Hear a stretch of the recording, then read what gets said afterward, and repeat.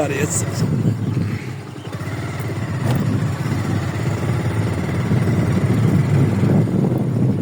দুলা মুখ দিয়ে দুলা ঢুকে যাচ্ছে।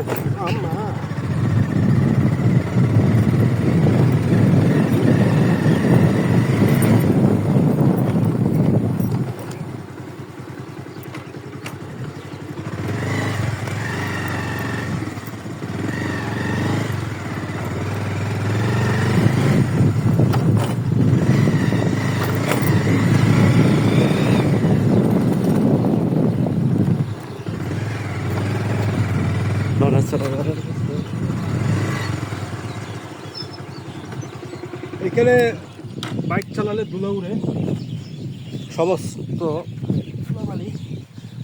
এখানে যারা বাইক চালাক না কেন এখানে ধুলো উড়ে, কিন্তু আমি চালিয়ে আসছি ওই দিক থেকে কোনো ধুলো নাই, দেখছেন কোনো ধুলো নাই। এটার অন্যতম কারণ হচ্ছে, আমি দেখাই, এই যে সাইলেন্সার পাইপ। এদিকে আসো, দেখাচ্ছি আমি। বেশিরভাগ সাধারণত বাইকে, কম সিসির বাইকগুলোতে সাইলেন্সার পাইপটাকে এই বরাবর মাটির মধ্যে সরাসরি বাতাসটা লাগে, আর এটার হাওয়া সোজা উপরের দিকে উঠে যায় ধুলাবালি, যার কারণে যতই চালানি এখানে ধুলাবালির উপরে এটা ধুলাবালি উঠবে না। ঠিক আছে, পালসারের সিস্টেমটা সাইলেন্সার পাইপ উপরের দিকে, যে বাইকের সাইলেন্সার পাইপ মনে করেন উপরের দিকে, এগুলো আর যতই ধুলাবালি এলাকায় চালা আর ধুলাবালি হবে না, পড়বে না। হ্যাঁ ঠিক আছে, ছোটো ভাই চ্যাংচং প্রো আছে আমার সাথে। চ্যাংচং প্রো কিছু বলো, 5 মাস পরে আসছে। যাওয়া যাক, এখন যাবো সেই মাচাঙে, বুদ্ধের প্রতিবিম্ব যেখানে আছে মাচাঙে যাওয়া যাক। মাচাঙে যাওয়ার আগে একটা মারমা ভাড়া পড়বে, গাইলা ভাড়া, এটা পার হলেই মাচাং। আপনারা দেখতে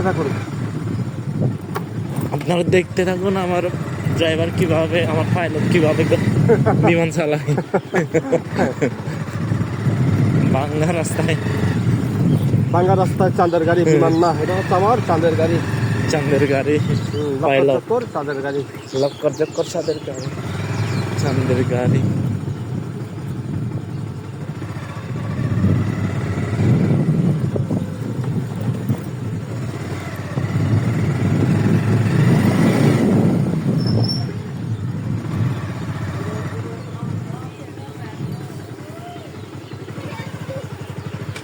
দিদি কেমন আছেন? ভালো আছেন? আজকে তাহলে জমজমাট তামাক চলবে, উঠবে চন্দলে, তাই না? তোর নামাইছে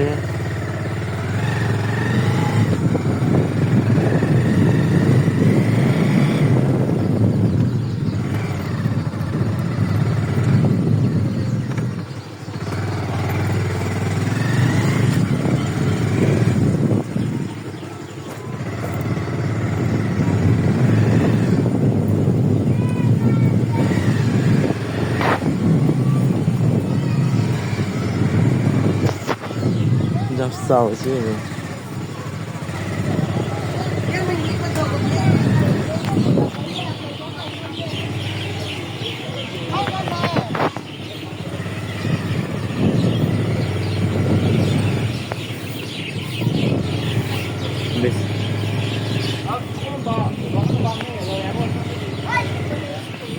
হ্যাঁ মাই নামে জানে, এদিক দেখাও, মাই নামে জানে কি কয়, পলই পলই। হ্যাঁ মাসি নমস্কার, কেমন আছেন? অনেকদিন পর দেখিলাম, ভালো আছেন না?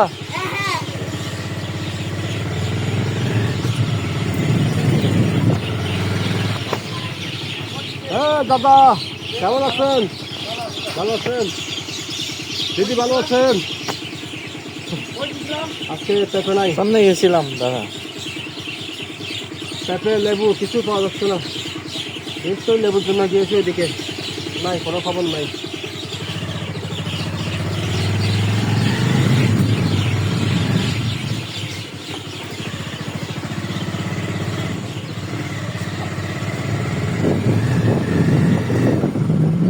মারমাপাড়া শেষ, এখন আমরা মাচাঙের দিকে যাই সোজা।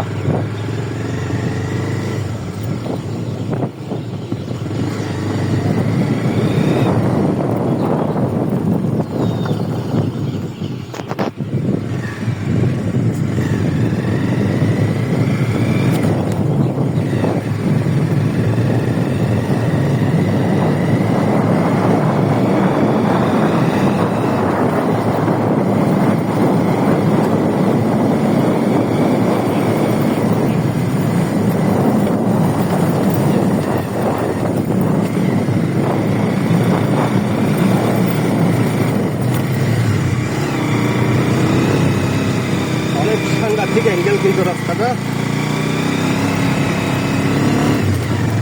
ওই যে বুদ্ধের প্রতিবিম্ব দেখা যায়, সাধু সাধু সাধু।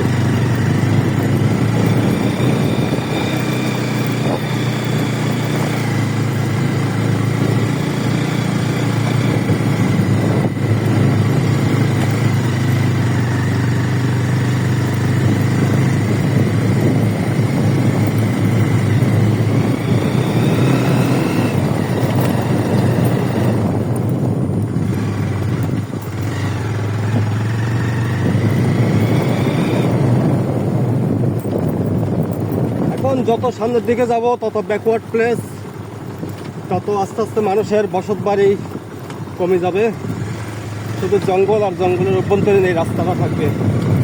তা আমরা ওইদিকে আর যাবো না, নিয়মিত আড্ডা বিকেলবেলা আমাদের সেই জায়গায় নিয়মিত বিকেলের আড্ডা চলে আসছি। ওমা, এই ট্যাঙ্ক ওইখান থেকে ওইখানে চলে গেল। এটা আজকে নিয়ে দেখতেছেন? না, আমি তো অনেকদিন পর আসছি মূলত, ও, তাই 2-3-4 সপ্তাহ পর আসছি এখানে। দেখি ট্যাঙ্কটা দেখি, এদিকে আসুন। এটা হচ্ছে বাগানের মালিক নিয়ে গেছে।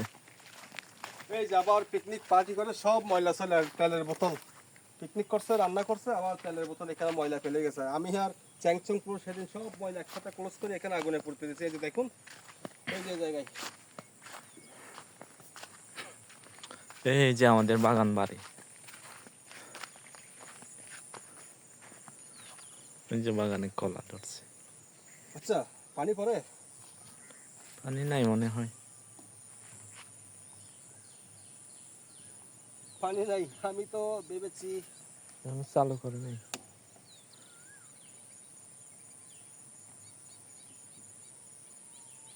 আমি ভেবেছি পানি পড়বে, এখনো মনে হয় পানির লাইন ঠিক করা যাক, আশা করি আস্তে আস্তে হয়ে যাবে। আমরা এখানে পিকনিক করলেও মূলত আমাদের একটা সমস্যা, কি পানির সমস্যা, খাওয়ার পানি বা দোয়ার পানি। আমরা তরি তরকারি মাছ মাংস যেটা রান্না করি এখানে আমরা ধুয়ে আনি ওইখান থেকে, শুধু এখানে শুধু রেডিমেড রান্না করি। আর এই যে এখানে রান্না করতে দেখেন, সব তেলের বোতল মেলে বোতল ময়লা ফেলে সব ফেলে গেছে। ভালো লাগছে না বিষয়টা দেখে। চলো আজকে তাহলে আবারও পরিষ্কার করে না, উম, প্রকৃতির সৌন্দর্য দেখাই একটু। দেখছেন আমের মুকুলগুলো কিভাবে আসছে? এই যে আম গাছে মুকুল আসছে। এই সুন্দর চলতেছে, এখন বসন্তের হাওয়া আসছে, কত সুন্দর প্রকৃতি। হচ্ছে একজন দাদার বাগান, এখানে আমরা নিয়মিত আড্ডা দিই, রেস্ট করি, বসে বসে গল্প দিই।